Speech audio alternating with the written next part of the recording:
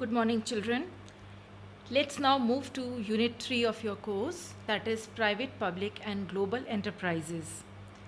So this is basically a continuation of Unit 2, that is Forms of Organization, because in the previous unit we had studied different private sector organizations, and here our focus is going to be on public sector enterprises, and another topic that we'll discuss under this unit is global enterprises. Now children, economic system of any country that depends on proper allocation of its resources, production and distribution of goods and services to its people. जो किसी भी nation के पास जो resources available हैं उनका proper utilisation करके चीज़ों को और सर्विसेज को प्रोड्यूस करना और उनको सारे लोगों में इवनली डिस्ट्रीब्यूट करना, that establishes a proper economic system in a country. So how do we achieve that? That is basically achieved through various industries. In Unit 1 we had seen different types of industries, and mainly all sorts of production, manufacturing, these activities, they are conducted through these industries. So that way our economy mainly depends on public sector and private sector. In the private sector that we have already studied in the previous unit, different types of enterprises. We studied about sole proprietorship, we studied about partnership firm, then we also had seen joint Hindu family business. So these three were the types of non-corporate private enterprises. Another type of private sector, that was corporate enterprises, and under this we had studied cooperative societies and joint stock companies. So this we have already studied. Here I am giving you just a revision of what you have studied till now. Let's now come to our main topic, that is public sector. I have already told you that under public sector we have three types of enterprises. They are departmental undertaking, statutory corporation, and the third type is government companies. I have already given you these three examples in the previous unit itself, and I had given you examples also of these three types of public sector enterprises. Now let's first see what do we mean by public sector. What type of enterprises we call as public sector? So public sector enterprises, the meaning is the public sector consists of various organizations owned and managed by central or state or by both governments. Now why public sector? Why we have this word public here? Is public involved in governing these enterprises?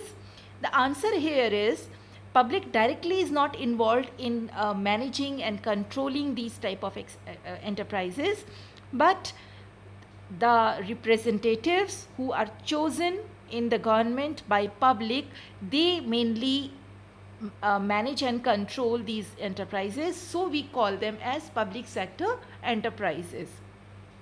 So these are governed by the chosen government officials, and the capital here is invested, the capital that is invested in operations of these enterprises, that also comes from public funds which are collected by the government in the form of taxes, duties, taxes, ये सब जो public से government वसूल करती है, उसी amount को collect करके इन सारे पब्लिक सेक्टर एंटरप्राइजेस को डेवलप करती है. And here the main purpose, the main motive here is service to society. It is not profit generation, जैसे प्राइवेट सेक्टर में हमने देखा था. Private sector enterprises, they are owned by private people, private individuals. तो उन लोगों का क्या पर्पस होता है एक बिजनेस एंटरप्राइज खड़े करने का? That is mainly profit generation, उनको प्रॉफिट चाहिए होता है अपने इन्वेस्टमेंट पर, that is their main motive. But here the prime motive is service to society. It is not profit generation. Profit generation, of course, that too is like a part of their motive, but that is secondary. Primary motive is to provide services to the public.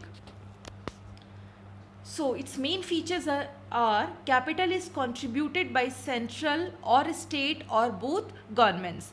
Now these type of enterprises, they can be established by central government or by state government or jointly by central and state governments.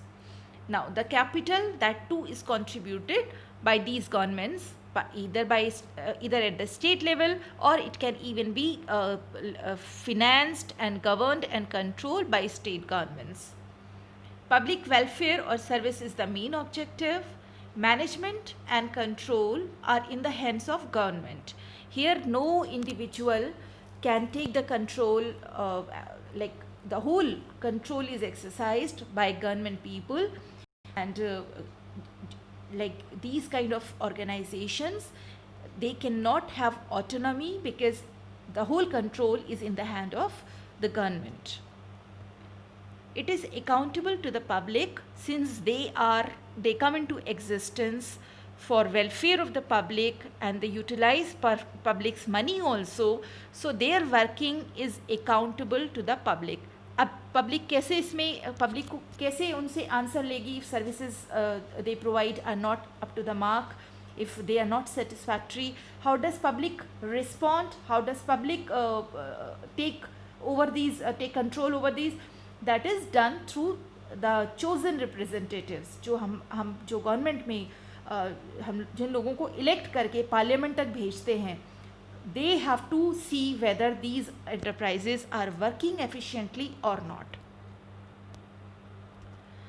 Now let's see the three types of public sector enterprises. We have seen this already: departmental undertaking, statutory corporation, and government company. Now we have to study these three in detail. We'll be studying about their features, their main characteristics, and we'll also be studying their merits and demerits as well. उनके advantages क्या हैं and what are the disadvantages of each of these enterprise. Let me give you some idea. This also I have shown you in previous tutorials, but again I'm giving you the examples of the three types of public sector enterprises. Departmental undertaking, if you remember, I had told you that this is governed by a special department under either the central government or the state government. Government में, चाहे वो state government हो या central government हो, उनके किसी ministry के under specific एक मिनिस्ट्री होती है which undertakes these kind of enterprises and which controls the working, the operations and overall functioning of these enterprises. Examples like railways. So railway, एक हमारी गवर्नमेंट में एक रेलवे मिनिस्ट्री होती है, जो मिनिस्टर होते हैं for railways transport, they have to overlook all the activities of these enterprises. Similarly, post and telegraph, like communication, broadcasting, ये हमारा एक मिनिस्ट्री में एक होता है, डिपार्टमेंट होता है, उसके अंडर इसको गवर्न किया जाता है. Then similarly, all India Radio, Doordarshan, these are also what? These are broadcasting services. So they too come under a special ministry. Then we have ordnance factories. So all these types of enterprises which are managed and controlled by the government, they come under departmental undertakings. Next comes statutory corporation. Under this we have Food Corporation of India, Industrial Finance Corporation of India, Life Insurance Corporation of India, Unit Trust of India, State Trading Corporation. Statutory corporation, I had told you earlier that this comes into existence by a special act of parliament. इनका जब parliament में कोई special act लागू किया जाता है, उसके under इस तरह की एंटरप्राइजेस को इस्टेब्लिश किया जाता है. Then the third type is government companies. Here we have examples: Hindustan Machine and Tools Limited, which we call as HMTL, then Steel Authority of India Limited, SAIL, and Hindustan Shipyard Companies. These are the companies जो हमने company registration act पढ़ा था उसके under इसका establishment होता है, but these are public undertaking companies, these are not private. अभी तक जो हम पढ़ रहे थे those were private undertakings which were managed, which were financed by the private people, but these are government companies. So here are the examples.